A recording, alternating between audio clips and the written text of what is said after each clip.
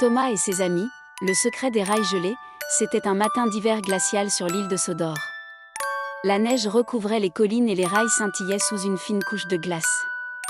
Thomas était ravi car Sir Tophamat lui avait confié une mission spéciale, livrer des couvertures chaudes et de la nourriture au village de montagne enneigé. Mais il y avait un problème, une partie de la voie était étrangement glacée. « Fais attention, Thomas », avertit Percy. « La glace peut être dangereuse. » En avançant, Thomas remarqua d'étranges marques scintillantes sur les rails. Elles semblaient presque magiques. « Qu'est-ce que ça peut être ?» pensa-t-il.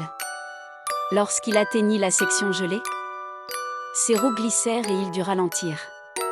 Soudain, un hibou mystérieux vola au-dessus de lui et laissa tomber une petite plume dorée. Thomas s'arrêta pour l'examiner. C'est alors qu'Emily et James arrivèrent, eux aussi intrigués par les rails gelés. Ensemble, ils suivirent les traces scintillantes jusqu'à un vieux tunnel caché. À l'intérieur, ils découvrirent une source gelée qui déversait de l'eau sur les rails, formant la glace dangereuse. Avec l'aide d'Harold l'hélicoptère, ils avertirent l'équipe de réparation qui répara rapidement la fuite. Bientôt, les rails furent à nouveau sûrs et Thomas livra les provisions à temps. Ce soir-là, alors que Thomas se reposait, il aperçut le même hibou au loin. Il ulula doucement, comme pour dire « merci ». Thomas sourit.